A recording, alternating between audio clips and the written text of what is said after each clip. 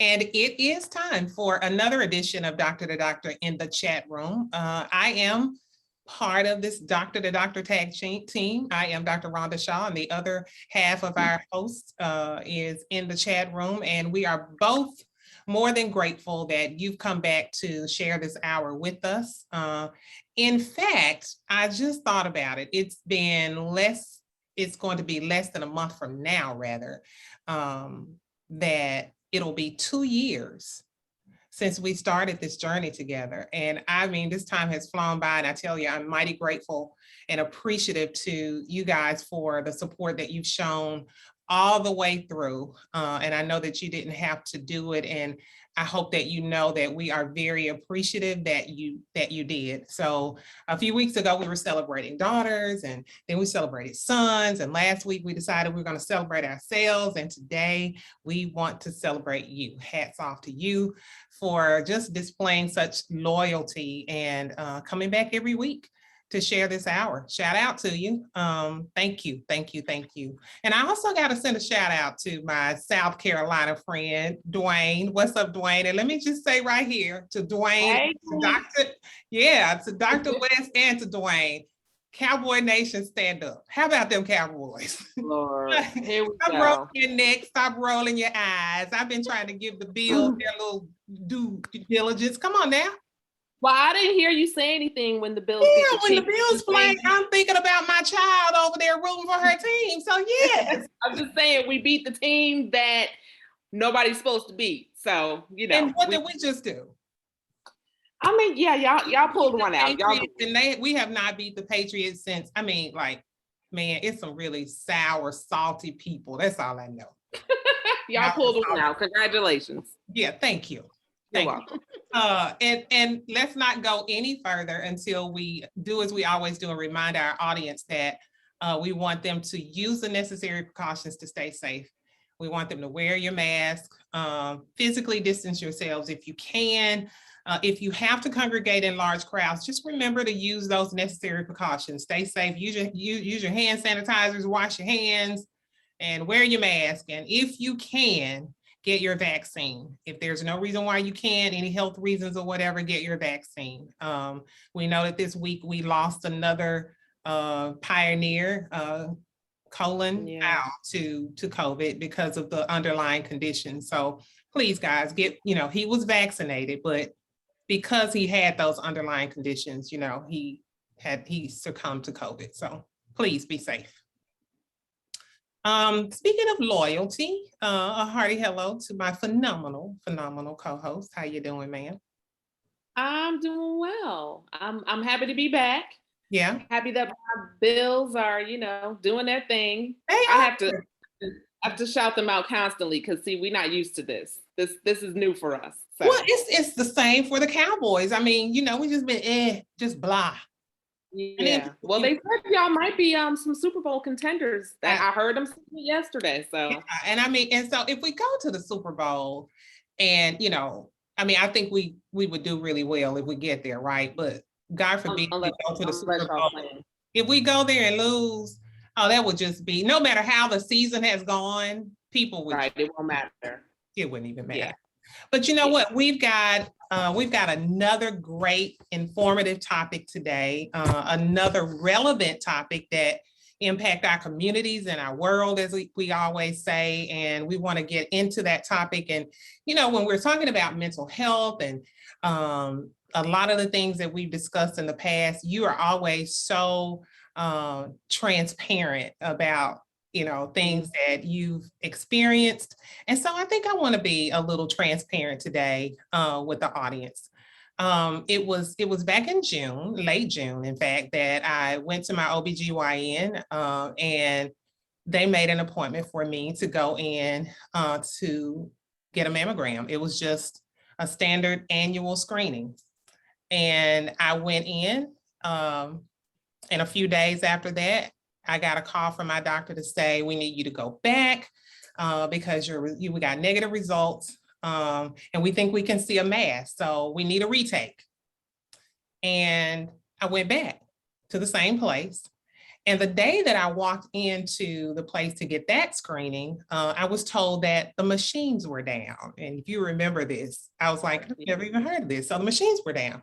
So I waited like another week and I went back to this place and they did another mammogram and they did an ultrasound. And a week later, now it's getting to be like late July by now, okay? I'm told by my doctor that there was for sure a mass. They detected a mass and she told me that she would need to schedule me for a biopsy. By now it's like early August.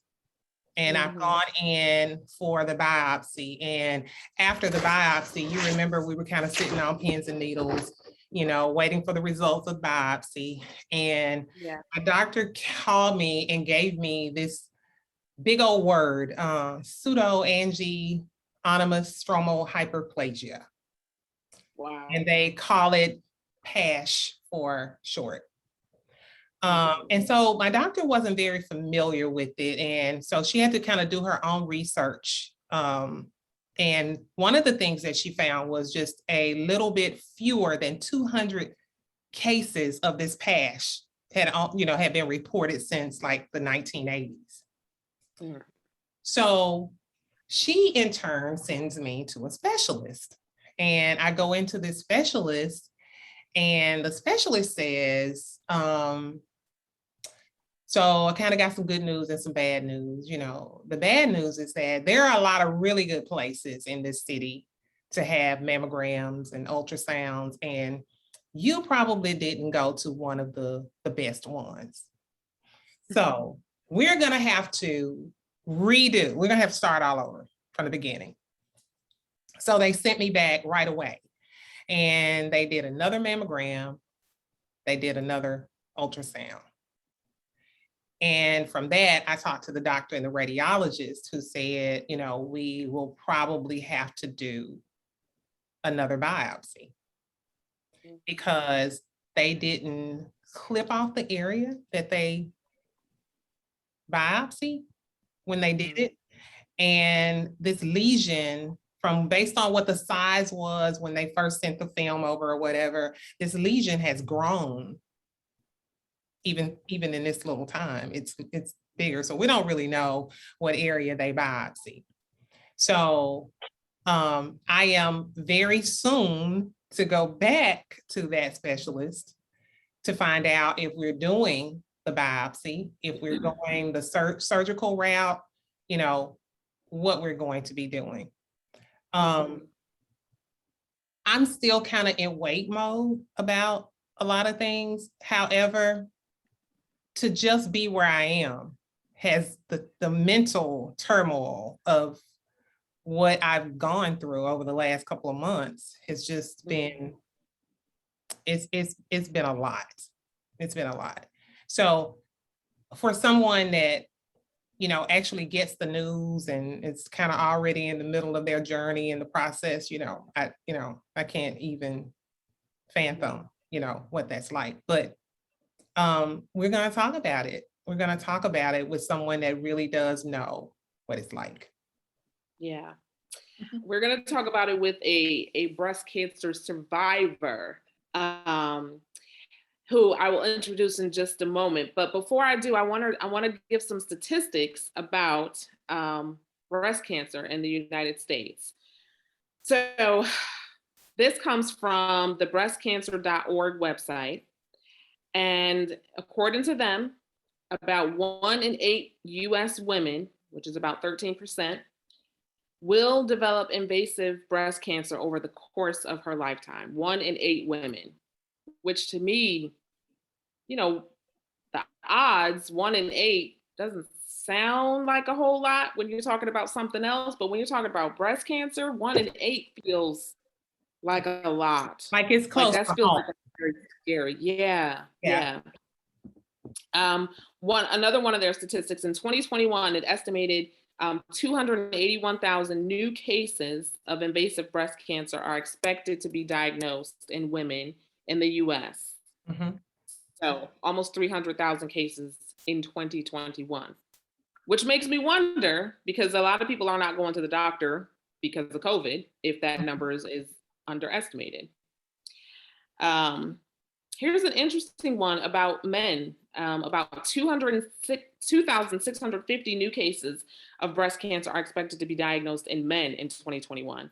So, men have the ability to get breast cancer, obviously not anywhere near, the amount that women do, but Yeah. there are men who do get it. Mm-hmm. So, as of January 2021, there are more than 3.8 million women with a history of breast cancer in the United States.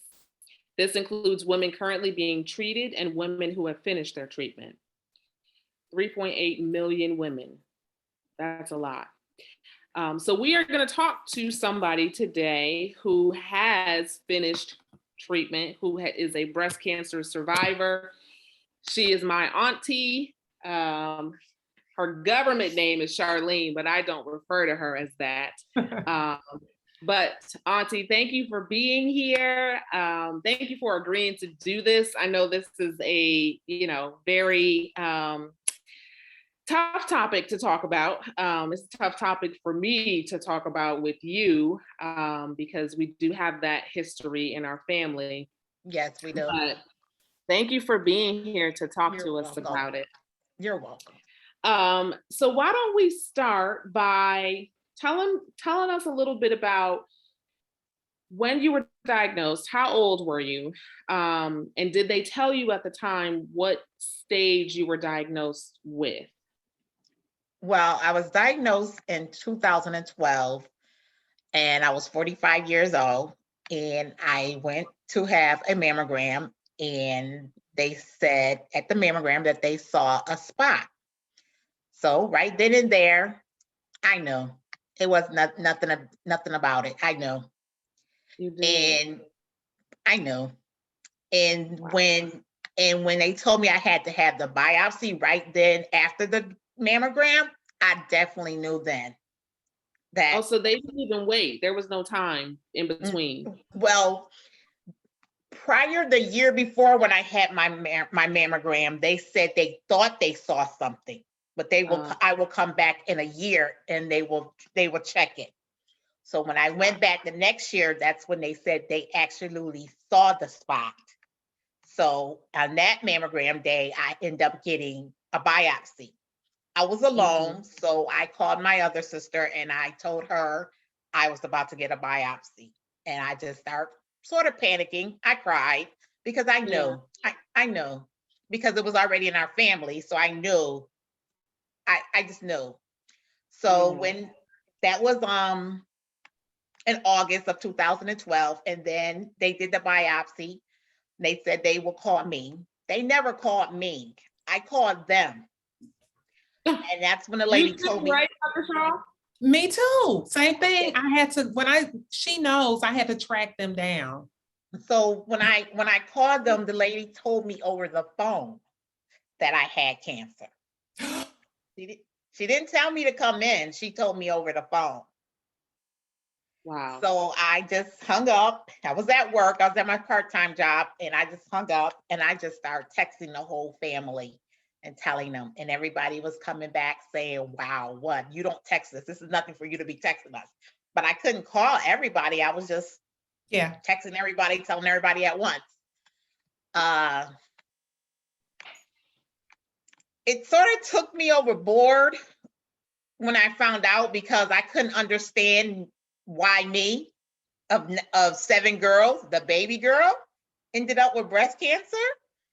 I didn't really understand, but it wasn't really for me to understand. That's just how it worked. And then I started going to doctor's appointments, seeing different doctors and getting different opinions. So one doctor, he was the one that did my gastric bypass. He did do breast cancer surgery, but he wasn't all into that because that wasn't his field. But he gave me his opinion. I told him, okay. So I went to another doctor, which automatic just really he really took me overboard, because his thing straight off the back was to just remove my breast. That was just a straight up point. Just remove my breast. So it threw me off. It just threw me over. So I had talked to my cousin that had breast cancer, and she told me to go to a different doctor, and I ended up making an appointment with him and going to him. And at that time, he told me, if you don't want to come along, bring other people with you. So I took my daughter and my niece with me, and they sat there so they can get the information that I didn't understand. So then he told me I can do either way. I can go either way. I can remove, or I can just get the lumpectomy, however you say it. So I said, okay. So I took the time and I thought about it. So I went that way. But I only had stage 0. They caught it in time, but the point is they should have caught it last year when they first told me. So I was really upset with the mammogram place. So then I ended up getting my surgery in December of 2012. And after that, they said it would be best that I took chemo and radiation. So I ended up taking chemo for, I think, 3 to 6 months. And the chemo, it didn't really bother me, because every time I went, my sister went with me to sit there with me, so that it wasn't really hard for me to do the chemo. But after I had to do the radiation and I had to go alone, I think that hurted me more. I cried every time I came out of radiation, because the simple fact they said that my breast would be burnt. Which it didn't burn. It didn't burn me, but I don't know, that bothered me more than the chemo did. With the chemo, I lost all my hair, and that didn't even really bother me that much. But the radiation did, and I couldn't understand that. But even in the process of having breast cancer, I went through a really deep phase of not knowing really what was going to happen. Even though it was a low stage, I had cancer. That's all I could think about in my head. Sure. I had cancer. So I went into a really bad situation in my life, trying to deal with the cancer situation. Yeah. And what I did is I went to gambling to cope, which was not a good thing. Yeah, it wasn't a good thing. You mentioned like they should have known a year ago, and I want you to talk more about your coping mechanisms, but I want to kind of discuss that further too, because I kind of was told something a couple of years prior to this time as well, right? So we want to talk about that. We want to continue this discussion when we come back from break. We'll be right back. Okay. All right. And we are back. Thank you for sticking around with us here on Doctor2Doctor in the chat room.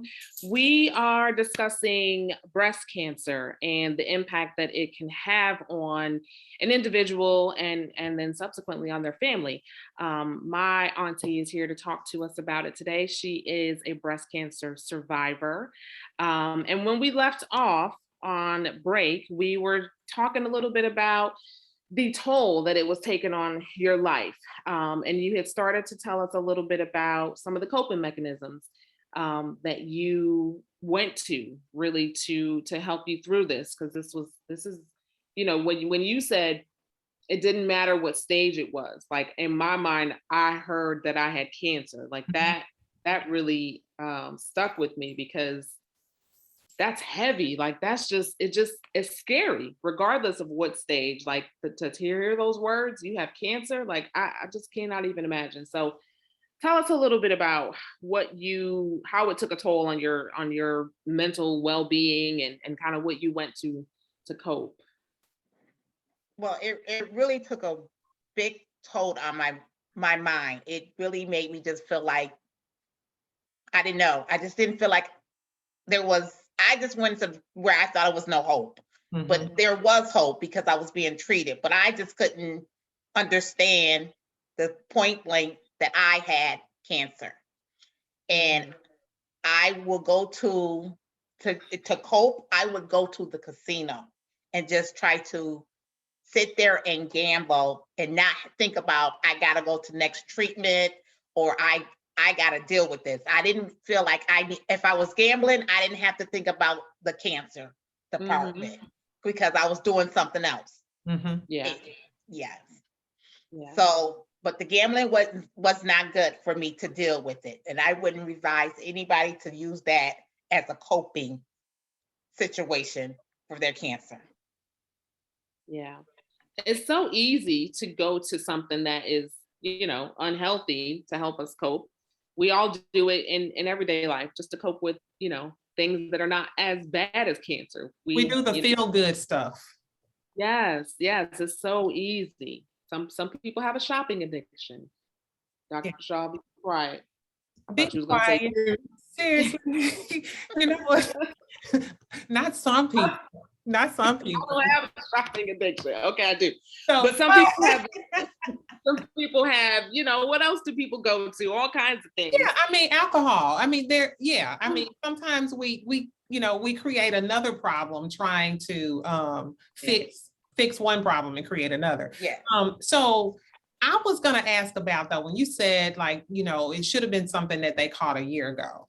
And it's crazy because I was telling you off air how just a couple of years prior, I was told that they found something on a mammogram, and then they sent me in to have an ultrasound and they couldn't find anything, but nobody dug deeper. So, what's your advice to someone when, the first time you hear there's a negative mammogram, what's your advice to that woman or man that hears those words? How much deeper do we need to dig, or should we just walk away with them just telling us, oh, you should be okay, we'll watch it for a while? And what do you say? No, I don't think you should walk away from it at all. I think you should say, let's see what we can do for the next step. Or ask advice. Well, maybe I should go somewhere else and let them look, or take another mammogram or something. But I would not advise anyone to walk away and let them say, wait and let us watch it. We think we see something, because as they're watching and thinking, it's growing. So I don't think I would never advise anybody to walk away from it. No. I have another question. I heard Nicole say, this is family history for you guys. This is something that's kind of hereditary, for you guys. So, what has that been like, having, because you've had a sibling? My mom had breast cancer. Okay, your mom. My mom had breast cancer, and she had the cancer removed, and then it came back. So she said she was not going to deal with that removing anymore. She was just going to have her breast removed. So that's what she did. She had her breast removed. Her sister, my mom's sister, had breast cancer, which my daughter had breast cancer. So it's in the family. It may skip around, but it's there. So, and I also had to be worried about my daughter, because they said that my daughter should get mammograms when she turned 25. Just because I had it. I did have the BRCA testing to see, was it be genetic in our family, and they said it wasn't, that was good. So but yes, I just don't advise anyone to let it slide. Don't let it slide. Yeah. I didn't realize that a year prior to that they had told you they were watching something. Yeah. And I wonder if, a lot of women might have had something similar happen. And I'm trying to think, if I was in that situation and I had not heard your story about it, I might be inclined to say, okay, these are doctors, they went to school for 15 years. They probably understand, they probably know. Maybe I should just let them watch it. And I would be scared too, to go to push for myself. And I think a lot of people probably are. So I don't, I would have done the same thing I think that you did. But hearing your story now, if I have that happen in the future, now I know I need to advocate for myself, because Yes. they might want to watch it and a year later it might have turned into something that, is irreversible at that point. Were there any symptoms, leading up to your mammogram? No, nothing. I had nothing. It just came up in the mammogram. Mhm. Nothing. No.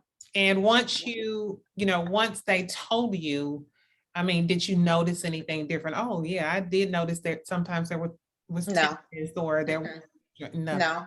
Mm-mm. Wow. No. That's So yeah. So I am knocking on 40. I know I don't look like it, but I'm knocking on 40. you don't. What would what would you recommend for somebody like me who has it in our family? So please get your mammogram. Get your mammogram. At 40, or Yes. should I wait? That's No. a little scary. So you've never had one? No. I mean, I've had the regular, like the breast exams, where they Sure, where you do physical. Yeah, but I've never actually had a mammogram. I guess I need to be scheduling one. Yeah. Schedule a mammogram. They do say they hurt, whatever. The pressure does hurt a little, but it's best to have yourself mammogrammed. And you're not the only one in the family that won't do it. There's others that won't do it neither. And they're older than you. And they're older than you. I shout them out, bust them out. Right. Put them on blast. Well, whoever you are, in my family or not, it sounds like if you are, 40 and above, especially if you have family history of it, we need to go get ourselves checked. So how long have you been cancer-free, Charlene? I have been cancer-free 8 years now. Awesome. 8 years. And like who was your support system, and how important was it for you to have that? My family was my supportive system. They were very well. Then I end up finding out about this group. It's called Gilda's Club in Rochester, but they're changing the name of it after all these years from Gilda's Club. But it's this group called Women of Color, and you don't have to be only Black to be in the group. You could be any color, but it's called Women of Color to join the support group, and they're very supportive. And we don't only just talk about cancer, we talk about some of everything. And I love the group. And when I first went, I didn't talk a lot. I was really shy. I would just sit there and listen. I wouldn't say much, but now they like, we can't get you to stop talking. So you go even today? Mm-hmm. Yep. That's great. Yeah. Yes. Mm-hmm. So what do you guys important? I'm sorry, Dr. Wynn. Huh? No, what is the group about? Is it, do you guys do things together? Do you just meet? Sometimes we have picnics. Our facilitator, she'll have things at her house. We go to the movies. We did a boat trip one time on the water. We do plan things. Yep. Mm-hmm. Wow. Yep. So is it important for people who have survived cancer, any type of cancer, and you are part of a support group, or and for you to continue that even when you're cancer-free, just continue that journey? Yes, because even though I'm cancer-free, I'm in remission. I still have in my mind, this thing can pop back if it chooses to.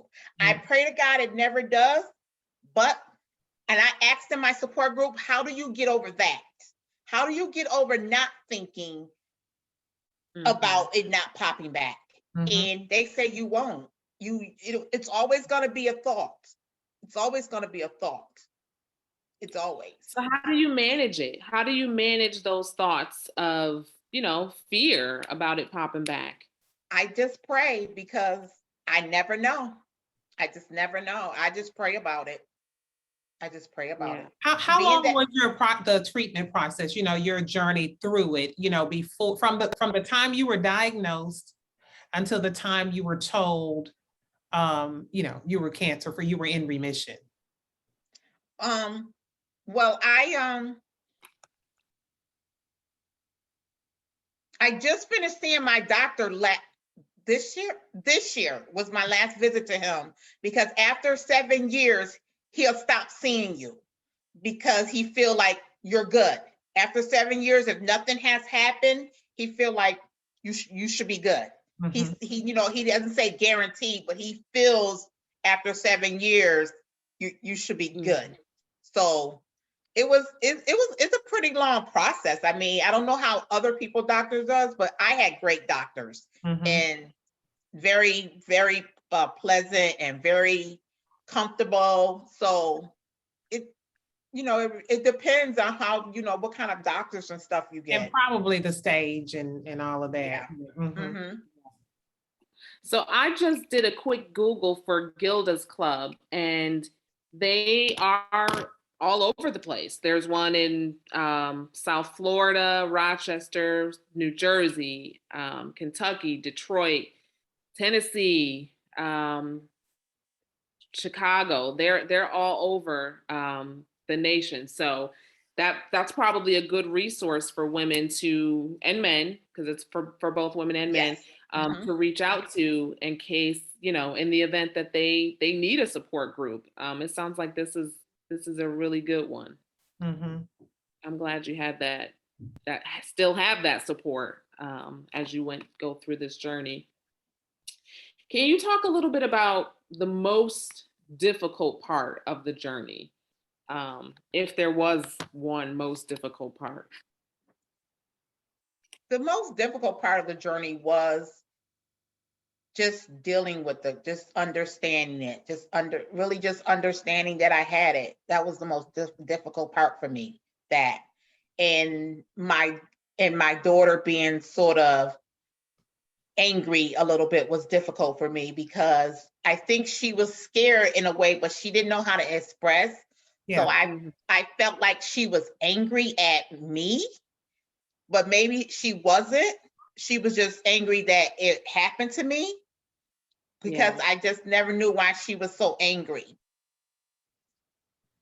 What is that one thing that you wish you knew before you started the treatment? Well, you know, what? Oh, they basically told me everything, what to expect, you know, with the chemo, with the radiation, what to expect. So it wasn't nothing that I really can wish that I knew. I just wish they would have just found it a year before and went from there. That's all I wish. So in processing, you know, this whole ordeal and just processing, you know, like dealing with the word cancer, because I'm sure that's a really tough word, right? It is. Yes. Here. What was your biggest like self-discovery? What did you find out about Charlene in going through this journey? That I am very strong, that I was very strong through this, because I was getting very weak, but I brought myself to believe you can do this. You are strong. You are strong. Yeah.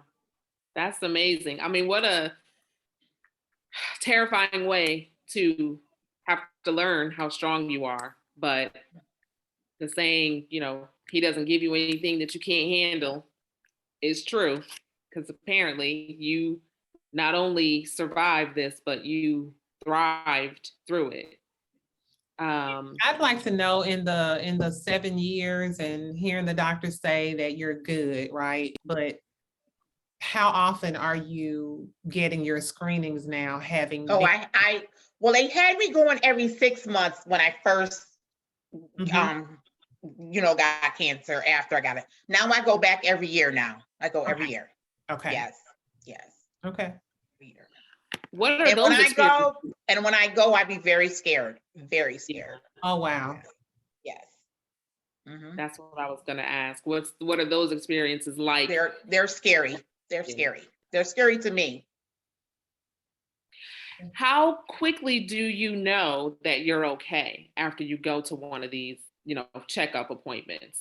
Is it Well, one of those things where you wait 2 weeks or? well, when I get a mammogram, when I get my mammogram, they'll tell me if everything's good, they'll just send me a letter. But that last time I went, they called me and said, come back.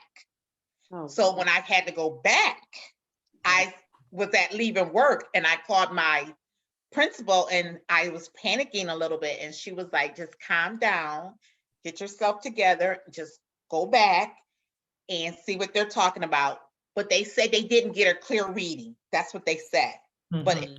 the whole time that I'm waiting to go back, I'm thinking in my head, Of course. Nothing like that wait mode. Yeah. what's going on? Why am I coming back? Yeah. Why am I coming back? Right. We're gonna talk more about it, breast cancer awareness, when we come back from break. I'd also like to just talk a little bit about some of the things that they found out during COVID about mammograms and how the vaccines have impacted mammograms for women. We'll be right back on 94.7 FM. And we are still here on 94.7 FM. We are talking to Miss Charlene Burroughs, who is a breast cancer survivor. And we are so happy that she is here with us today to share her story. I was kind of talking a little bit about some information that I had gotten, really, I think it was like a couple of months ago, about how the COVID vaccine could possibly impact the mammogram results. So if you're due for a mammogram and you've been recently vaccinated for COVID-19, just be sure and ask your doctor how long you should wait after the vaccination to get your mammogram. Because some people who've received a COVID-19 vaccine can actually have swelling of the lymph nodes in the underarm area where they get their shot. And this is probably more common, they say, after the booster or the second vaccine. So be sure and talk to your doctor about it. If you've already been vaccinated, you should, according to the cancer research, you should schedule your diagnostic imaging exam 6 to 8 weeks after your second COVID-19 vaccine dose. It says that even in some cases, you shouldn't delay your screening or COVID-19 vaccination. If you're unable to reschedule either your vaccine or your mammogram or diagnostic imaging test, just go ahead and keep both of your appointments. But it's something that you can talk to your doctor about to make sure, that you're not doing it so close together that one impacts the other. Yeah, that would be horribly scary. Yeah, and I was actually hoping, because I actually got my vaccine very, very early on in the year. So according to how long they say you should wait, I was way past that once I finally got my mammogram. So I was like, that didn't work for me. I was hoping that, that could have hoping that was it. Mhm. Yeah. Yeah. So, Auntie, you had mentioned, we were talking a little bit off air about getting the vaccine, and you had mentioned that you were a little hesitant to get it at first. And share with us and our viewers what made you ultimately go ahead and do it, what the doctors told you. Well, the doctor was suggesting that I do it, and I kept telling him I will think about it. But he kept saying because I was a cancer survivor, it would be good that I did it. And I kept telling him I would think about it. So only reason why I actually boiled down and got the vaccine is because one of my jobs required that I take the vaccine. So I really didn't have a choice then. But he will be happy to know that I did do it. Yeah. Because he wanted me to do it anyways. But so I bottom line got it, and I was okay I was scared, but I was okay with it. So yeah. So this article also says that cancer survivors should ask their doctors to, or should ask rather to have their vaccine administered in the arm opposite of where the cancer was, if at all possible.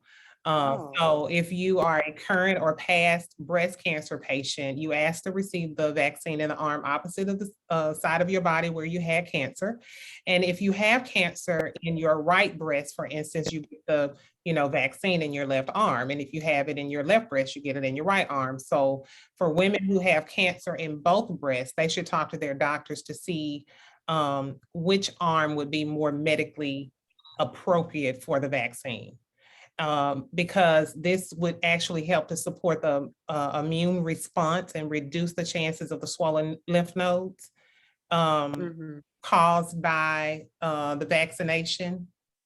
So enlarged lymph nodes can, falsely affect the cancer screenings and the diagnostic imaging results, as I said earlier, for like up to 6 weeks after the vaccine. Wow. Yeah. I didn't know it was that long. Mhm. How horrible would it be to think you had breast cancer if you didn't know this information? That would just be horrible to. And see, the thing is, so the COVID-19 vaccines and the screenings for cancer, all of those save lives, right? And so cancer doesn't just stop for COVID-19. So it's important that we don't put off our screenings, or the opportunity to get the COVID-19 vaccine if that's something, like I said, that we are able to do, and there are no reasons why we should not do it. So whether you currently have cancer or not, it's important to continue your regular screening so that your doctor can catch, any potential issues as early as possible, which is definitely going to increase the chances of, successful treatments.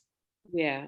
Yeah. I heard on the news the other day that cancer screenings were actually down, but it was because of that reason you just mentioned. People aren't going to the doctor because of COVID-19. They don't want to be in a doctor's office or a hospital, going to get their mammogram. And so less people have been keeping up with those screenings, which means less people are being diagnosed, which means cancer, diagnoses have gone down, but it's not necessarily a good thing. It's not because cancer is going away. It's because people are not getting in to be diagnosed or to get, the exams for fear of getting COVID. So. And one thing that I failed to mention, they did say that, while this seems alarming, these lymph nodes that are found as a result of this vaccine are benign. Okay. Yeah. Important to know. Yeah. Auntie, you mentioned earlier your job, one of them required you to get the vaccine. And that made me think about how some of your other parts of your life have been impacted by your diagnosis, by needing to go through treatment. I'm sure that your, employment or there were other parts of your life that probably were impacted by being diagnosed with cancer. Can you share a little bit about that part with us? Well, for work with being having breast cancer, I had to take a year off from work. Wow. They kept me out of work for a whole year. It also impacted my mental stage a lot. It really messed with that a lot in my life. So did you, we're big on this show. So did you seek therapy? Yes. How did you handle that? Yes, I do go to therapy. Mm-hmm. Yes. Mm-hmm. Right. Yes. Mm-hmm. And was that helpful to help you were you going to therapy back then when you got diagnosed? Mm-hmm. Okay. Yeah. Was that something that helped you? I mean, I know you said basically you pray, right? Mm-hmm. And that's kind of what helped you get through. Was therapy also helpful for you? It was helpful a lot, but sometimes I felt like what they were saying to me, I could deal with it myself. They wasn't really saying much for me to really help you through with it. You know what? And so we always talk about, how important it is to find a right fit in terms of a therapist, right? Mm-hmm. The one that's really giving you the substance and the the meat, to take away and be able to make it from one session, to the next. And, Mhm. so it sounds like, a situation like cancer, like you said, the big C, right? Hearing that word, and Yeah. that's a lot different than other situations that people deal with. I mean, we all have our own things, right, that we deal with. However, to hear that word and how scary that could be, I think, it would take someone really prepared in the field to help you through that process. Yeah. 'Cause Yeah, you don't somebody wanna who go just, specializes. sure. Uh-huh. Yeah, yeah. Because I'll be honest, as a mental health therapist, there is not a single class that I remember taking that was specific to helping women or men deal with a cancer diagnosis. Like that's something you have to seek out on your own. And not very many of us do, although we probably in the span of our career will have somebody who's Sure. dealing with the diagnosis. I mean, if it's 1 in 8 women, we are likely to see somebody who is either a breast cancer survivor or has been diagnosed or is going through chemo. But not everybody has that, area of expertise. Well, and you're talking about a ripple effect, Yeah. because she was diagnosed with cancer. She didn't work for a year. Mm-hmm. What's the ripple effect of not having income for a year? Even if you can find some sort of assistance, it's not going to equate to what you brought in on a job, working a job, a full-time job. So your life is just going to change tremendously. Yeah. And somebody has to be prepared to take a person through that journey Yeah. and 'Cause- and, and be beneficial. Right. Right. So did you find someone who was helping you? Did you change therapists? Did you just stick with the same person? How did you go through that No, process? I think I end up stopped going and just dealt with it myself and Yeah. figured out how to cope with it myself. What Mhm. about your daughter? Was this something that was more traumatizing for her? I think so. I Yeah. think so. I really do because she never really talked about it with me. She never asked me anything.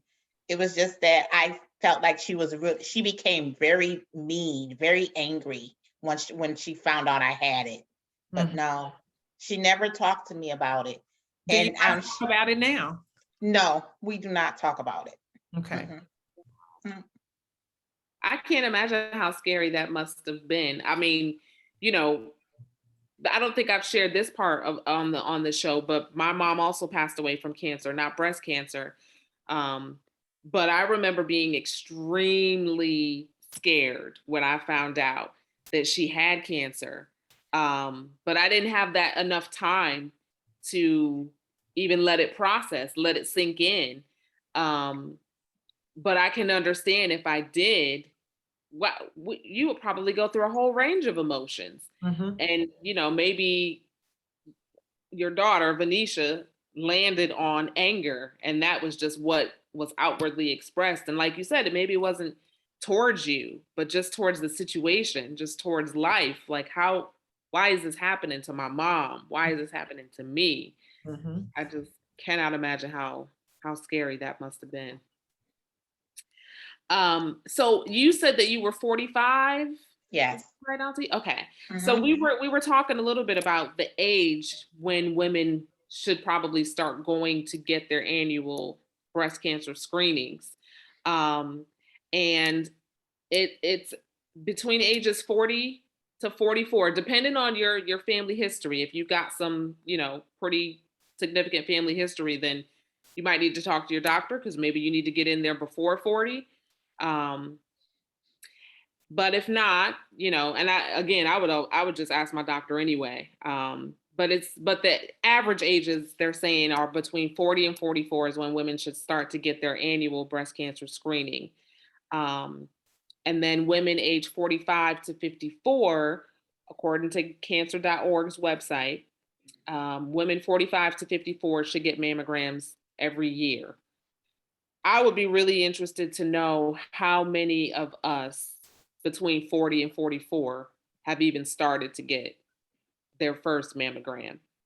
And I'd be interested to know how many of us between 45 and 54 actually go every year. Yeah, I'm I willing mean, to bet after that first situation that I was told, they did, ask me to go every 6 months, to get screenings more frequently. I just think it's important to point out that, breast cancer, some stages of breast is curable. It's like, it doesn't have to be like this death sentence. It's okay to be afraid to go to the screenings, whether you've ever been diagnosed or not. It's still scary as we get older, and our bodies are changing, we're afraid sometimes, and it doesn't feel good to hear we think we found something come back, Yeah. like, like Charlene said, because of just like maybe, her mom, family history or whatever, she already just kind of just knew, right? Well, I've had it in my family, not anyone that close to me, but it was just scary to hear, we think we see something, we need you to come back. And then we definitely see something, we got to do a biopsy, it's scary. It is so scary. And you know what? I probably, because I've got this young lady around me, I've had some really good, healthy coping mechanisms, and I'm grateful for that. But it's still difficult. You carry it with you, at all times. And sometimes, even when you're interacting with people and they just see you as in a normal state of mind or a normal mood, in the back of your brain is there that this is what's happening in my body. And I don't understand it, and I don't know what the outcomes are going to be. But we want you guys to be aware. That's what this month has been dedicated to, awareness of breast cancer. And we want you to be aware. Any final thoughts for our audience, Charlene? Just make sure you go get those mammograms, ladies. Thank you. And we thank you for sharing your story again. We thank you guys for coming back again. To my co-host, it's good to always see your face in the place. We are asking our lovely audience to come back next week. As we say, same chat place, same chat time. We will see you guys next Saturday at 2 p.m. right here in Doctor2Doctor in the Chat Room on 94.7 FM. We will see you then.